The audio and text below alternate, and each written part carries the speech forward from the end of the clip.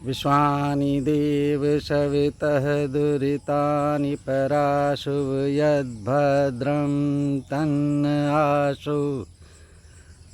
अवस्थीज Ayurveda anatomy yoga and spirituality channel पर आप सभी का हार्दिक स्वागत है।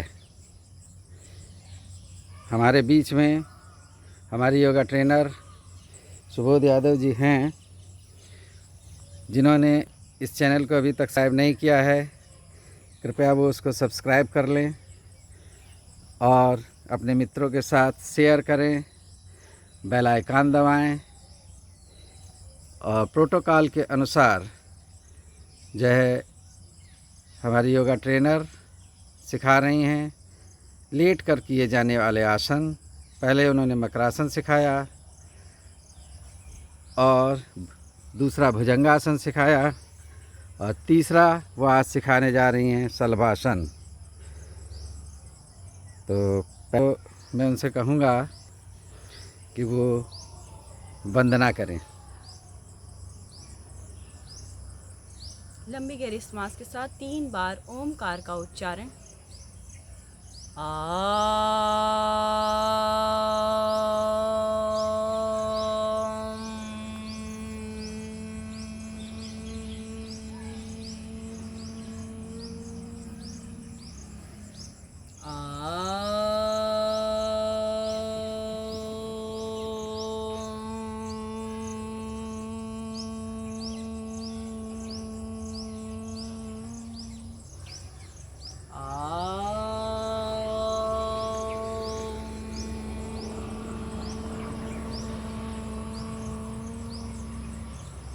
ओम अस्तोमा सदिगमय तमसोमा ज्योतिर्गमय मृत्योमा मृतं गमय। ओम शांति शांति शांति।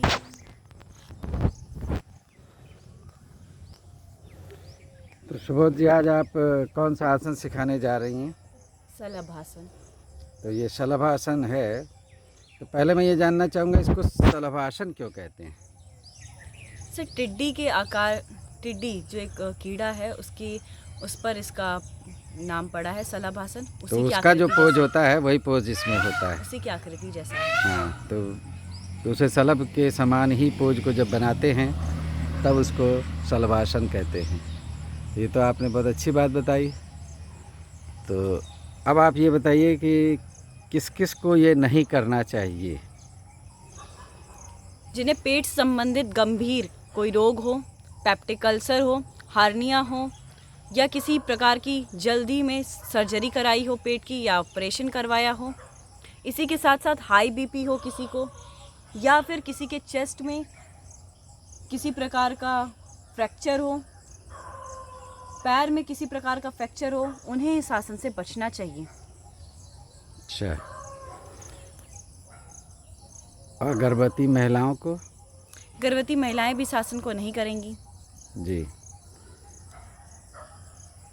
और अब आप ये बताइए कि शास्त्र के अनुसार और रिसर्चर्स के अनुसार और आपके एक्सपीरियंस, जो इतने साल का आपको अनुभव है, लगातार आप योग साधना कर रही हैं, उसके आधार पर बताइए कि स्वस्थ व्यक्ति तो करेंगे ही और गर्भवती महिलाओं को छोड़कर, तो और जो है किन किन को रोगों में ये जो है बताया जाता है कि कर सकते हैं? चिकित्सक परामर्श देते हैं, योगा ट्रेनर परामर्श देते हैं कि किस किस में कर सकते हैं। सियाटिका स्पॉन्डिलाइटिस में बहुत ही लाभदायक है, डायबिटीज़ में भी लाभदायक आसन है। इसी के साथ साथ हमारे बेली फैट को भी कम करता है, ब्लड सर्कुलेशन को भी इम्प्रूव करता है और मांसपेशियों में के टोन को बढ़ाता है। निम्न रक्तचाप के लिए भी बहुत लाभदायक आसन है जी। तो इसी के साथ एक जो बहुत ही महत्वपूर्ण कि ये सियाटिका और कमर दर्द जैसी समस्याओं में लाभदायक तो है, परंतु जिसको बहुत ही ज़्यादा क्रॉनिक, बहुत दिनों से कमर दर्द है या गंभीर कमर दर्द है या डिस्क प्रोलैप्स है या फिर डिस्क बल्जिंग है, स्लिप डिस्क है, वो इस आसन से बचें। ठीक है। तो ये आपने सावधान वो बताया कि किस किस में लाभकारी है। अब जो है श्वास प्रश्वास के बारे में बताएं कि कैसे श्वास प्रश्वास इसमें रखते हुए, केवल ओरली बताएं बिना करे हुए। श्वास भरते हुए हम शलभ आसन में अपने दोनों पैरों को उठाएंगे पीछे से और श्वास सामान्य कर लेंगे अपने फाइनल पोजीशन में, और श्वास को छोड़ते हुए धीरे धीरे पैरों को वापस अपनी पहली स्थिति में आ जाएंगे। अच्छा, तो ठीक है, अब हम लोग शलभासन करने की ओर चलें। जी।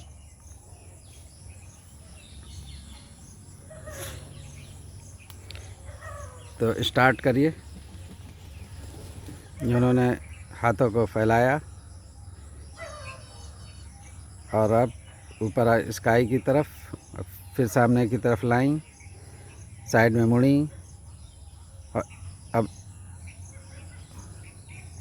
थोड़ी देर उसी स्थिति में रहना होता है। संतुलित करने के लिए एक पैर पर बैठी, घुटने के बल दूसरे पर बैठी, और ये जो है पंजे के बल बैठ गई और वज्रासन की स्थिति में आई। फिर हाथों को ऊपर किया और ये शशांक आसन में आई, आगे की ओर हाथों को करते हुए, और पैर को पीछे की तरफ सीधे ले गई और पूरा अब आ गई मकरासन में। तो ये मकरासन के पोज में आ चुकी हैं और अब दोनों हाथों को पीछे की तरफ किया, साइड में ये जो है कमर के पास, हिप के पास हाथों को किया, और अब अंदर की तरफ पेट के नीचे के हिस्से में, थाई के साइड में उन्होंने हाथों को ले गई एंटीरियर साइड में। अब दोनों पैरों को उठाना चालू किया, धीरे धीरे उठाएंगे और जितने डिग्री तक उठ सके। तो ये 45 से थोड़ा ज़्यादा ही उठा पाई हैं, और ज़्यादा उठ गया है तो ऐसे, और जिनका कम उठे तो वो कम ही उठाएंगे। तो इस तरीके से मैं और पास में जा रहा हूँ और उस स्थिति को चारों तरफ से दिखाने का प्रयास किया जाएगा कि जिससे आप समझ सकें कि किस तरीके से ये आसन है।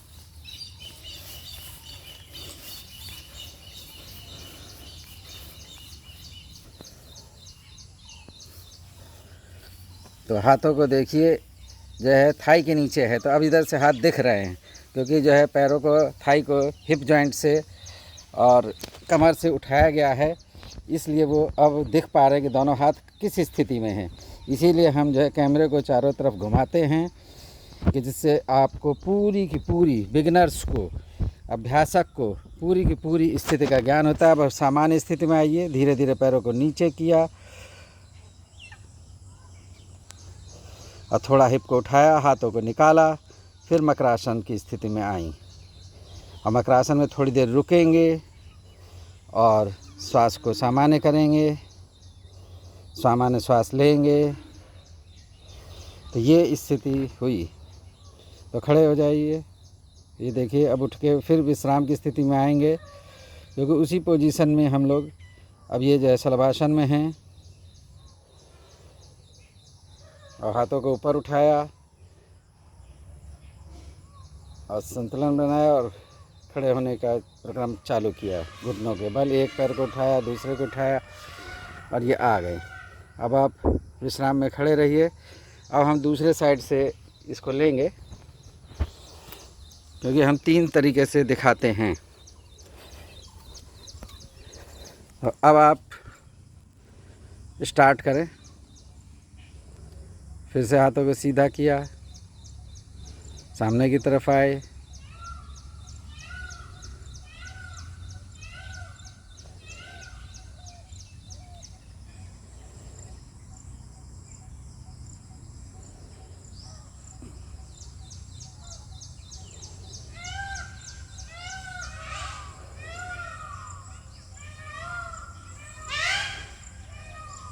ये जो है मकरासन में एक स्थिति में आई। और ये मकरासन की स्थिति से हाथों को थाई के नीचे लगाया, एक हाथ को लगाया और दूसरे हाथ को भी लगाया, कमर से हिप से उठाते हुए जगह बनाई और हाथों को लगाया और पैरों को धीरे धीरे उठाना चालू किया। थोड़ा स्लो उठाएंगे और ये शलभ जैसी आकृति बनी। तो 45 डिग्री से अबव का ये एंगल है। एक बार राउंड करके हम आपको दिखा देंगे कि किस तरीके से ये है।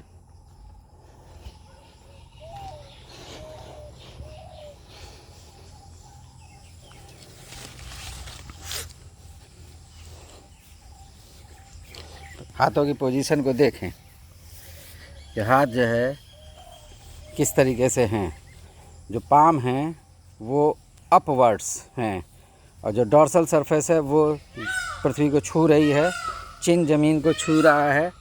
इसको देखें और गर्दन सीधी है, सर थोड़ा सा उठा हुआ है और पैर उठा हुआ है। इस स्थिति को ठीक से देखें और समझें।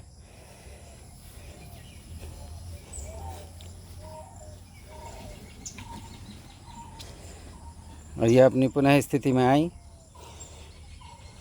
और मकरासन में थोड़ी देर रिलैक्स करेंगी।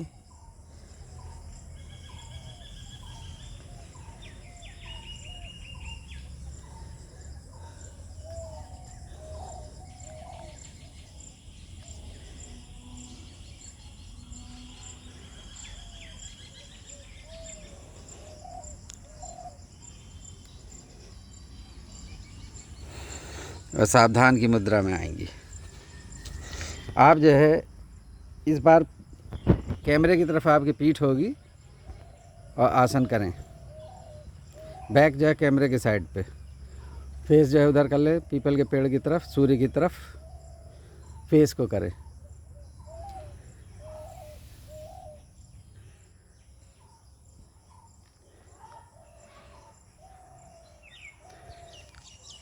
तो ये वो एक पैर पर बैठी, पोस्टीरियर व्यू दे हम लोग रिकॉर्ड कर रहे हैं।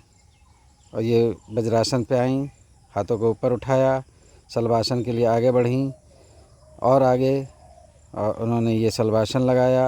अब जो है पीछे की तरफ पैरों को ले गई और मकरासन में, और हाथों को जो है थाई के नीचे लगाया, एब्डामेन के पास से।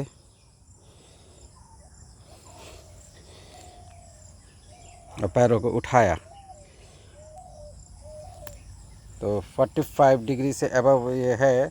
और दोनों पैर समानांतर रखते हैं और पाम जो है फेसिंग स्काई।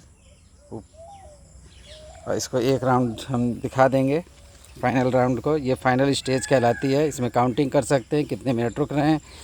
शुरू में 5 सेकंड और धीरे धीरे टाइम को अभ्यास तक बढ़ाएंगे और 2 मिनट तक कर सकते हैं। और जिन्हें कंपटीशन में भाग लेना है वो और भी ज़्यादा कर सकते हैं और प्रशिक्षक को साथ रखेंगे, क्योंकि जो है कोई भी स्ट्रेन या खिंचाव या लिगामेंट या फ्रैक्चर ना हो, इसलिए चिकित्सक के परामर्श परम आवश्यक है। प्रिस्क्रिप्शन और योगा ट्रेनर साथ में हो। अब आप अपनी सामान्य स्थिति में आ जाएं।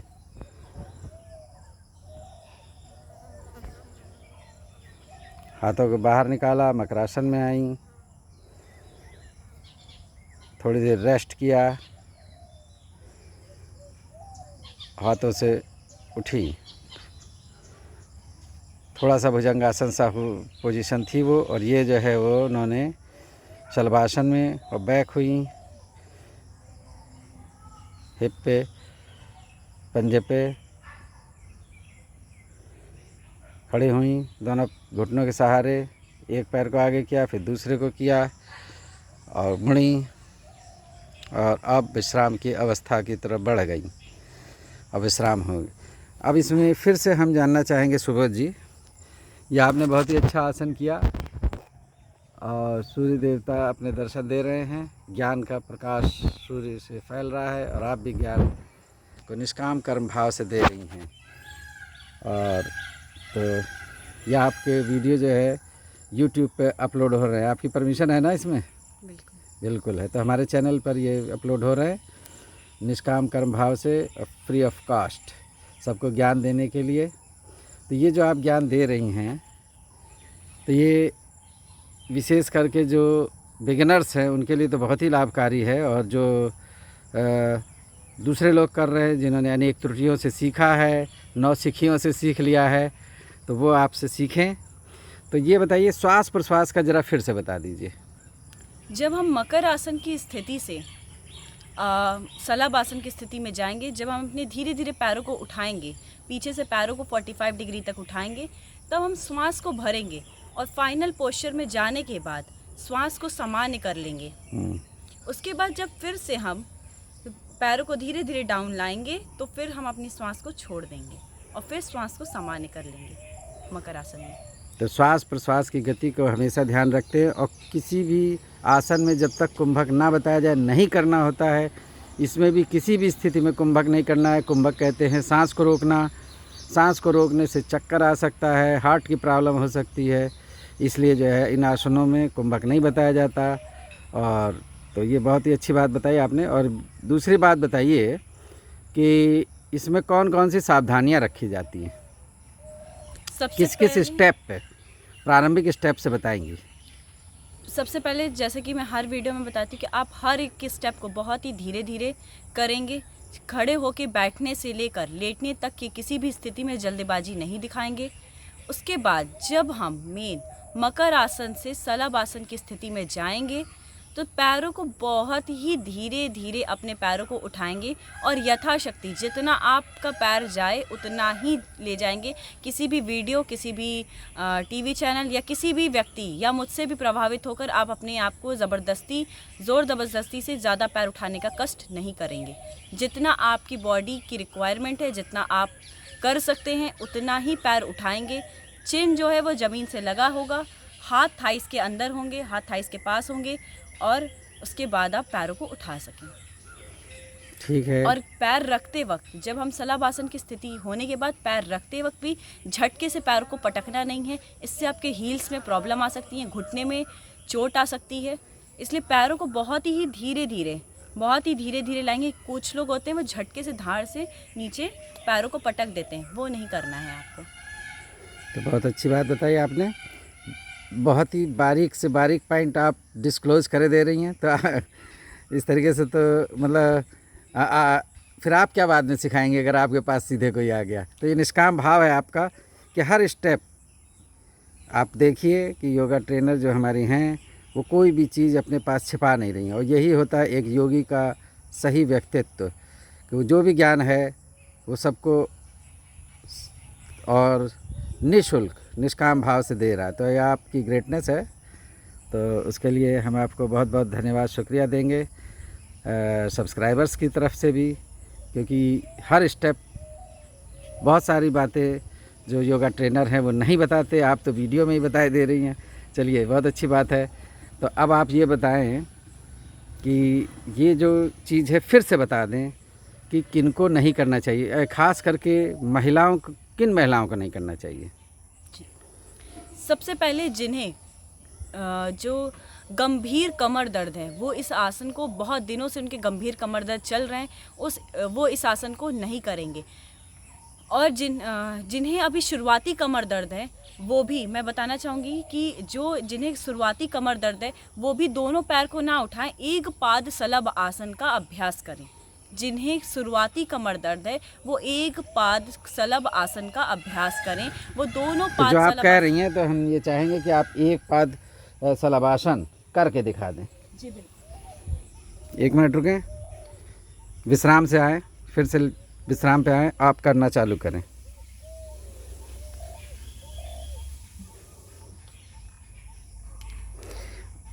इस समय हमारी योगा ट्रेनर एक पाद शलभासन कर रही हैं, क्योंकि जो शुरुआती कमर दर्द हैं और जिनको प्रॉब्लम है उनके लिए ये एडवाइस कर रही हैं कि एक पाद से करें, मतलब एक पैर से करें। तो करिए एक पैर से और थोड़ा ही उठाएं। तो हाथों को तो दोनों को ले जाएंगे, लेकिन जो लास्ट में है कि पैर एक ही उठाएंगे और बहुत ज़्यादा ना उठाएं। जिनके कमर में दर्द है मेरे हिसाब से 15-20 डिग्री ही तक उठाएं तो वो ज़्यादा फ़ायदेमंद होगा। वो उसकी एनाटॉमी मैं बाद में बताऊंगा। दूसरे पैर को अभी उठा के दिखाएं। ये दिखाया उन्होंने, ठीक है, क्योंकि इसमें मैंने ये देखा है कि जो स्पेस है और वो जब पैर उठाएंगे तो उन्हें लगेगा कि एक स्टेज पे कितना उठाने पर उनकी कमर के दर्द में और उस पे रुकने से आराम आ रहा है। तो ये चीज़ बहुत ही इम्पॉर्टेंट है। और इसी में मैं बताऊं कि अगर इस तरीके से लेटते हैं और आपके साथ में कोई दूसरा व्यक्ति है, बहुत साइंटिफिकली है और मैंने ऐसा बहुत से मरीजों के साथ किया है कि वो जो आपका परिवार का सदस्य है वो दोनों पैरों को पकड़कर पंजे से और 15 डिग्री 10 से 15 डिग्री बेड के ऊपर उठाएगा और थोड़ी देर रोके रहेगा, तो सारा ब्लड सर्कुलेशन जो है कटी प्रदेश में लोअर जो है लंबर रीजन और पेल्विक रीजन उसमें ब्लड जाता है और जो है आराम मिलता है। तो उस तरीके से ऐसा करके भी लोग देख सकते हैं। उन्हें ज़्यादा नहीं, केवल 15-20 डिग्री उठाएंगे और जितने से आराम आएगा उतनी देर थोड़ी देर रोके रहेंगे। तो ऐसा करने से लाभ मिलता है, क्योंकि ये मैंने बहुत से रोगियों को ऐसे कराया है। लेकिन ये विदाउट किसी भी चिकित्सक के परामर्श के ऐसा नहीं करेंगे। और योगा ट्रेनर के, अगर आपके पास योगा ट्रेनर नहीं हैं तो हमारे पास जो है सुबोध यादव जी जो है लोगों को सहयोग करने के लिए तत्पर हैं, तो उनसे वो सहायता ले सकते हैं और वो अब फिर से सामान्य विश्राम की अवस्था में आ रही हैं। ठीक है, तो गर्भवती महिलाओं को ये आसन नहीं करना है, क्योंकि उससे ये होता है कि एब्डामेन दबता है और जो है गर्भ पर एक एक्स्ट्रा प्रेशर फील होता है, जिससे स्टिल बर्थ हो सकती है, गर्भ में ही कि जो है मृत्यु हो सकती है, जिसे स्टिल बर्थ कहते हैं। तो इसलिए जो भी पेट के बल लेटने वाले हैं, या पेट के बल वैसे भी नहीं लेटना चाहिए गर्भवती महिलाओं को, पीठ के बल ही लेटना चाहिए, मतलब पीठ जो है नीचे होगी और पेट ऊपर। ये हमेशा गर्भवती महिलाओं को जो है इंडिकेशन है, सुझाव है, ऐसा ही करना चाहिए। नीचे पेट के बल नहीं लेटना चाहिए, उससे जो है गर्भ की जो विकास है वो अवरुद्ध होता है और जो है स्टिल बर्थ होने के चांसेस हो सकते हैं, क्योंकि ज़्यादा दबाव पड़ गया और कोई झटका लग गया या कोई बच्चा होता है वो एकदम से, तो बच्चों से भी सावधान रहना होता है, क्योंकि कभी कभी बच्चे जो है माताओं से ज़्यादा प्रेम करने में पेट में बैठ जाते हैं, कूद जाते हैं। तो उन अवस्थाओं से थोड़ा बचना होता है महिलाओं को, कि ये बहुत ही जो है फिजियोलॉजिकल अच्छी कंडीशन होती है, लेकिन जो है उसमें थोड़े से आसनों का और इन चीज़ों का बचाव भी करना होता है। तो वो मैंने आपको परामर्श दी। तो और सुबोध यादव जी, इस बीच जो है आपने कुछ सोचा होगा कि इसके बारे में और क्या बताना चाहेंगी? शलभासन, जैसा कि सर ने बताया कि मैंने बताया कमर दर्द में बहुत ही लाभदायक है, लेकिन बहुत क्रॉनिक कमर दर्द में आप किसी भी योगा ट्रेनर के बिना या किसी चिकित्सक के परामर्श के बिना नहीं करेंगे। जैसा कि सर ने भी बताया कि 15 से 20 डिग्री पे आप किसी का सपोर्ट लेकर पैर उठवा सकते हैं, उससे भी बहुत रिलीफ मिलेगा। लेकिन आप किसी ऐसे व्यक्ति से ना कराएं जो इसके बारे में नहीं जानता है, किसी प्रशिक्षक से ही करवाएं, क्योंकि वो आपकी बॉडी को अच्छे से समझ पाएंगे। बिल्कुल सही कहा, शुरू में किसी डॉक्टर से ही करवाएंगे या किसी फिजियोथेरेपी से करवाएं, जो आपके पैरों की या आपकी बॉडी की कंडीशन को समझ के, आपके जो आपकी दर्द हैं या जो आपकी बीमारी है उसकी कंडीशन को समझ के उतना आपको एक दवा के तरीके से वो आपके इस आसन को करवाए। तो जो हम ये कहना है कि प्रिस्क्रिप्शन तो ज़रूरी है, शुरू में चिकित्सक, योगा ट्रेनर या फिजियोथेरेपिस्ट साथ में होना ज़रूरी है, क्योंकि शुरू में ही जो कोई भी समस्या आती है तो पहली बार करने में आती है, शुरुआती दिनों में आती है। तो शुरुआती दिनों में इन लोगों का रहना आवश्यक है। फिर उसके बाद जो है उन्हीं की परामर्श चलती है कि वो अगर छूट दे रहे हैं कि उनके बिना भी कर सकते हैं तो कर सकते हैं, वरना उनके साथ ही में करेंगे। तो ये बहुत ही इम्पॉर्टेंट स्टेप है और इसको नेगलेक्ट ना करें। ऐसा ना माने कि खाली कि हम लोग इसलिए बता रहे हों कि योगा ट्रेनर और या उनको जो है प्रमोट करना है या उनको आमदनी करानी, ऐसा नहीं।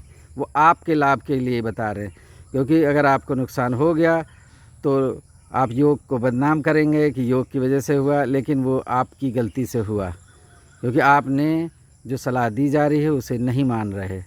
तो ऐसा होता है। और योग जो है हर चिकित्सा दुधारी होती है, कि लाभ भी करती है तो हानि भी करती है। तो जो जैसा लोग मानते हैं कि योग से हानि नहीं होती, लेकिन अगर आप जो है एक्स्ट्रा जो है उसमें एक्शन करते हैं या बहुत ज़्यादा जोर लगा देते हैं किसी आसन में, तो उससे नुकसान हो जाता है। फ्रैक्चर हो सकता है, मसल्स में स्ट्रेन हो सकता है, खिंचाव हो सकता है, लिगामेंट में टियर कर सकते हैं। तो इन सब सावधानियों को विशेष रूप से रखेंगे। और क्या आप बताना चाहेंगी?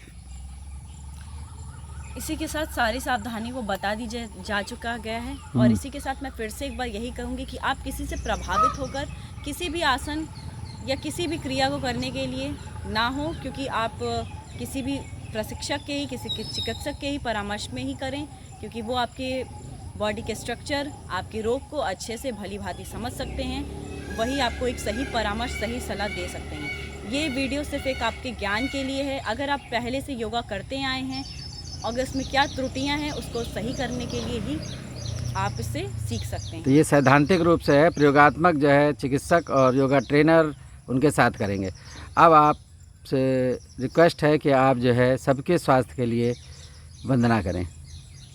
ओम सर्वे भवन्तु सुखिनः, सर्वे सन्तु निरामया, सर्वे भद्राणि पश्यन्तु, मा कश्चित् दुःखभाग् भवेत्। ओम शांति शांति शांति। हरि ओम। प्रिय सब्सक्राइबर्स और आज नए जुड़े हुए जो दर्शक हैं, उनसे निवेदन है कि अगर आपको ये वीडियो ज्ञानप्रद लग रहे हैं, लाभप्रद लग रहे हैं, तो आप कृपया चैनल को सब्सक्राइब करें, लाइक बटन दबाएं और बेल आइकन को दबाएं और कमेंट्स करें, और जिससे कि सभी को लाभ मिले। शेयर करें व्हाट्सएप पर, टेलीग्राम पर और फेसबुक पर, जिससे कि ये निःशुल्क ज्ञान सभी तक पहुंच सके और सभी लाभान्वित हों। और जो ये योग का एक पूरा महीना मनाया जा रहा है 21 जून के लिए, जो विश्व योग दिवस है, और हमारे प्रधानमंत्री का एक विशेष आग्रह है कि सभी को स्वास्थ्य के लिए ये किया जाए, तो उसकी पूर्ति हो सके। तो थैंक यू ऑल।